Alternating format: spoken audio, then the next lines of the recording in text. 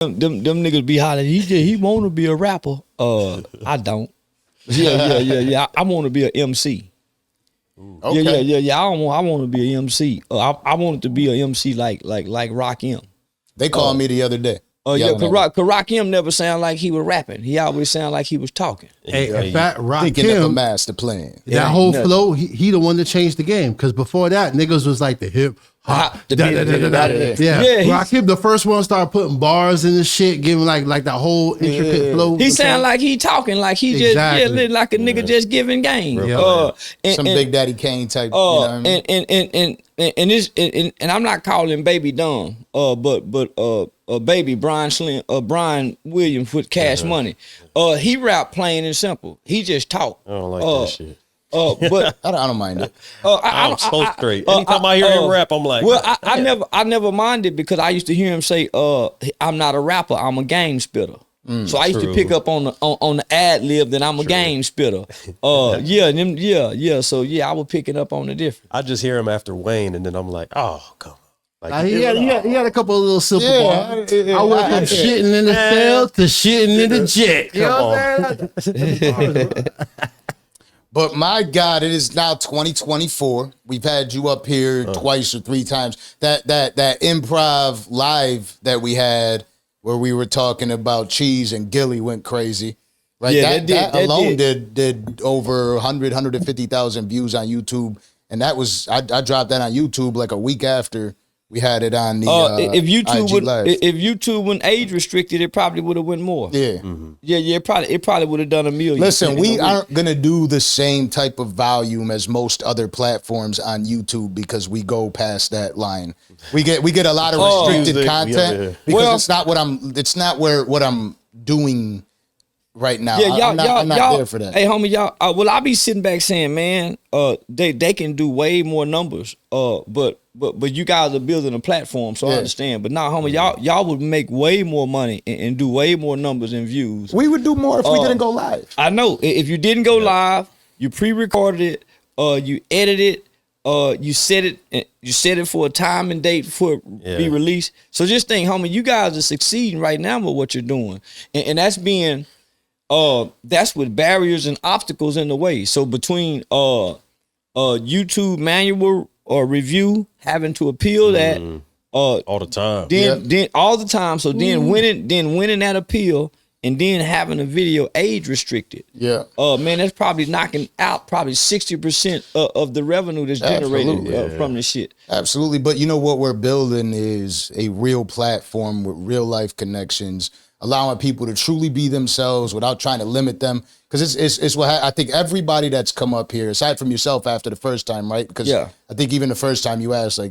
cool to cuss on here? Like, You could, A lot of people, they come up here and they're like, could we cuss? Could I say this? Could I talk about that? I'm like, you just be you. Well, and we'll be us. You be you. We'll talk about what we got to talk about. We'll get it out of the way. My first time sitting down on here, I compared you two guys to being a better version of Wallow and Gillie.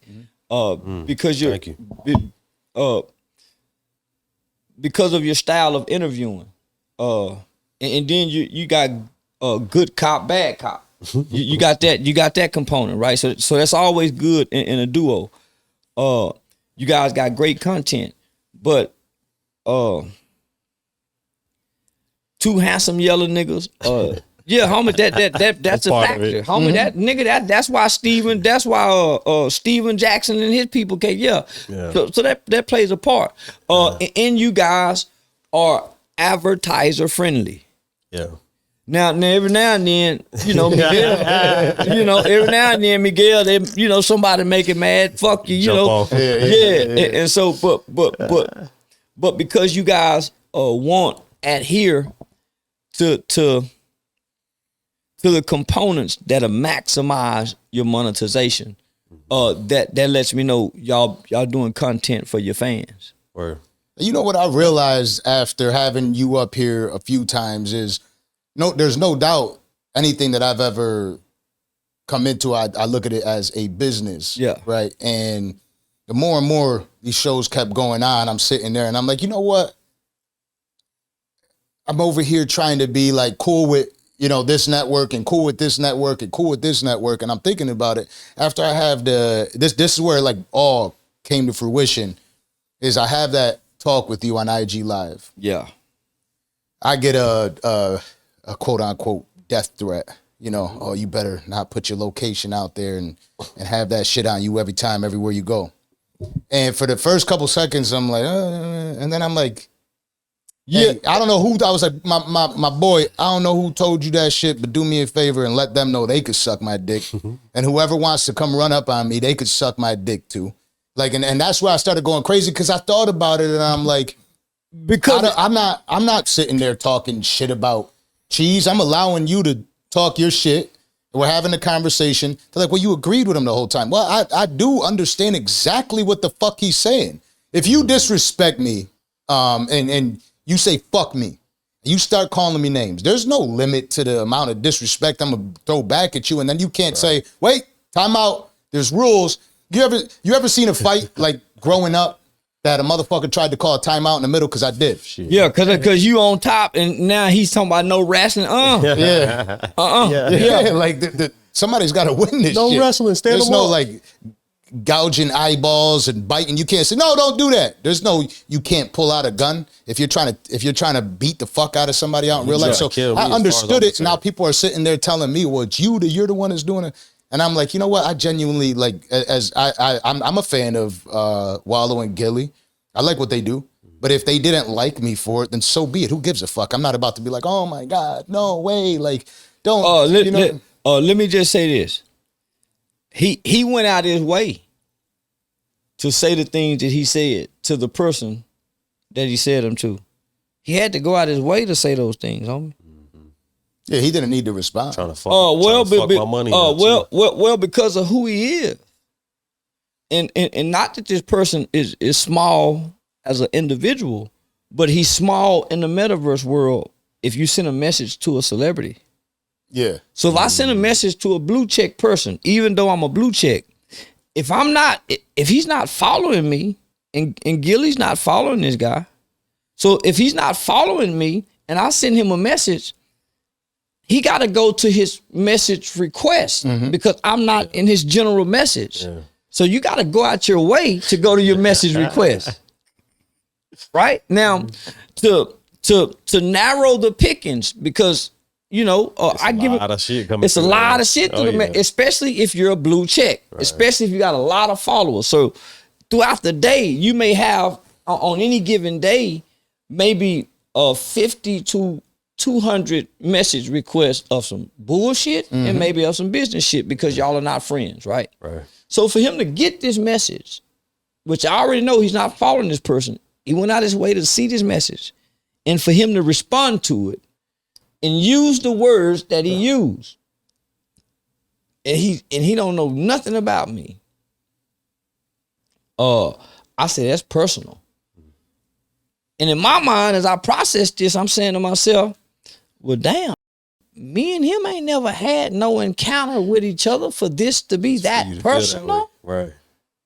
Yeah, homie. And I publicly showed you some compassion. My first reaction was to be compassionate when the situation happened. Yeah. Even I was on this platform, if I remember correctly, because I brought up what happened between me and Kareem Blitz. Yep. So, if it's me, I'm an Indian giver. If I give you something and you do something to me, I want back what I gave to you. Yeah. I once was fucking with a bitch one time in my early 20s. And I used to always hear people say, boy, your daddy kind of, if he buy a loaf of bread in the house and he get mad, he gonna take the loaf of bread out the house. Made me mad one time. I had just went bought groceries. Yeah, I took everything, including the loaf of bread, out the mother house. Yeah, I'm one of them. I like that. Yeah, I'm one of them kind of. So, so I took my compassion back and turned ugly on that ass mother. Yeah, man, f him and that mother he laid in the ground. So that go for the sister that's attached to him, the mama that's crying over him, because I know what come with these words. Right. And it's like Motherfucker saying you banned from Antarctica. So, yeah, I ain't never thought about going to Antarctica. Never in my life. So for a motherfucker to say, hey, you can't come to Philly. Yeah. It's like a motherfucker saying you're banned from Antarctica. So I ain't never thought about going to Philly. I'm from Texas. What have you ever been to Philly? Yeah, I have. Why would I want to go there? Never in my life. In all my dreams and wishes or fantasies, even with this comedy thing, have I said, man, I would like to perform in Philly. Shout out to Philly. I've never had that desire. But nonetheless, these people that are talking that shit, they're not gonna do anything anyways. They're just a bunch of I wouldn't give a damn if they was talking shit or talking not. I've never had a desire, a dream, a fantasy, or a wish, or a plan to go to Philly. What's in Philly that would draw somebody like me there? Nothing. I'm a vibrant, empowered kind of guy. Nothing vibrant about Philly. The sun barely shine out through the clouds in that mother. Nah, man. They ain't got no water parks, no green grass. Got water in the grass. Duh. They ain't got no loving white people. They got loving white people down south. Man, no, man, please. They got people on drugs that I've never seen in my life. Yeah, that's true. Nowhere on earth have I seen somebody bent over, slunched over, and don't move. Froze in body froze and twisted up. They got that Rocky statue out there. Man, I ain't never seen it. So nah, homie. So why I want to go there?